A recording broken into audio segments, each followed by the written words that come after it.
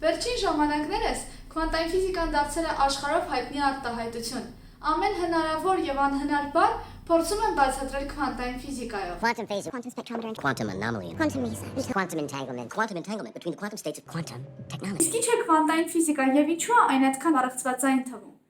Փորձենք բացահայտել քվանտային աշխարհի մեկ երևույթ, որը որ հնարավոր է ստանալ տնային պայմաններում առանց հատուկ սարքավորումների։ Գնացինք։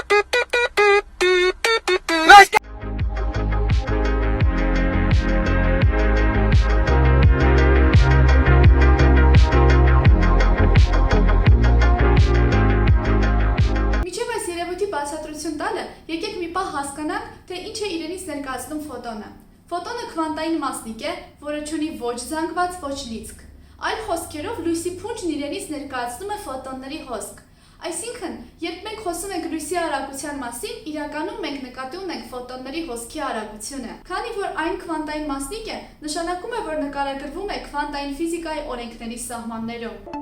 Скорее всего. Մի կողմից լույսը համարվում է մասնիկների հոսք, մյուս կողմից ալիք։ Այս փորձի ընթացքում մենք տեսնում ենք լույսի թե ալիքային, թե մասնիկային հատկությունները։ Ոնց։ Դու ուզում ես ասես, որ դու չես տեսել իմ նախորդ հոլովակը, որտեղ ես խոսում եմ հենց այդ հատկությունների մասին։ Դա հավանաբար նրանից է, որ դու բաժանորդագրված չես իմ ալիքին։ Արի ուղենք այդ սխալը։ So just do it! Բևեռացուցիչը մի սարք է նման ցանցի, որն ունի բազմաթիվ փոքրիկ անցքեր, որոնց չափերը կարող ենք պայմանականորեն նշանակել y տառով։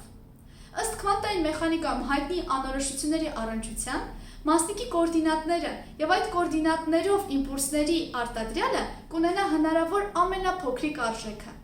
Սա նշանակում է, որ մենք չենք կարող միաժամանակ չափել մասնիկի եւ դիրքը եւ իմպուլսը։ Եթե մենք հստակ չափեցինք մասնիկի դիրքը, ապա իմպուլսը կմնա անորոշ եւ նույնն էլ հակառակը։ Այժմ պատկերացնենք բևեռացուցիչի վրա ընկնող լույսի փունջ։ Ինչպես նշեցինք, լույսի փունջը իրենից ներկայացնում է ֆոտոնների հոսք, իսկ ֆոտոնները հանդիսանալով քվանտային մասնիկներ, հետևում են անորոշությունների առնչությանը։ Այսպիսով, լույսը ընկնելով բևեռացուցիչի վրա բաժանվում է միլիոնավոր մասերի, որոնցից ամեն մեկն ունի իր ուղղության բաղադրիչը՝ ուղղահայաց եւ հորիզոնական։ Անցնելով առաջին բևեռացուցիչի կամ այլ խոսքերով լույսի ցանցի վրայով, ֆիլտրվում են մասնիկների այն մասը, որոնք ուղղահայաց էին ցանցին։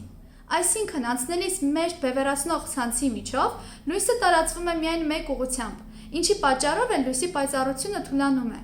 Երկրորդ բևեռացուցիչն ուղղահայաց դնելով, մենք փակում ենք այդ նոր առաջացած թույլ փնջերի մեծ մասը, թույլատրելով անցնել միայն հակառակ ուղղություն ունեցող փնջերին, որոնք արդեն ֆիլտրվել էին առաջին ցանցից։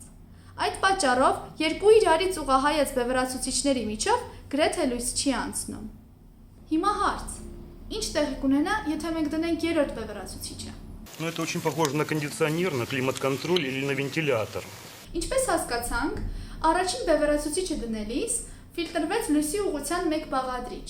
իսկ մյուս բաղադրիչը ֆիլտրվեց երկրորդ բևեռացուցիչը դնելիս, այսինքն մենք տեսանք մթություն։ Տրամաբանությունը հուշում է, որ եթե դնենք երրորդ բևեռացուցիչը, ապա լույսի վիճակը ավելի կբարդանա եւ ընդհանրապես ոչ մի մասնիկ չի անցնի։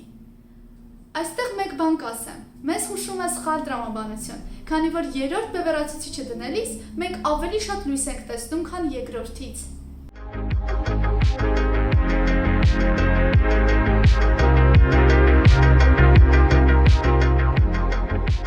Պատճառը նրանում է, որ երբ խոսում ենք քվանտային մասնիկների մասին, ամեն ինչ հարաբերական է, եւ մենք գործ ունենք հավանական դեպքերի հետ, որոնք ոչ միշտ կլինեն այնպես, ինչպես կանխատեսված էր։ Այս երևույթը հասկանալու համար պետք է ավելի խոր ուսումնասիրել քվանտային վիճակներ եւ երևույթներ։ Այդ ամենին կանդրադառնանք մեր հաջորդ տեսանյութերում։ Իսկ հիմա եկեք վայելենք մեր անհավանական աշխարհը իր բոլոր անորոշ առնչություններով։ Ձեզ հետ պլանկտոններ, զբաղվեք գիտությամբ եւ շարունակեք ինքնազարգանալ։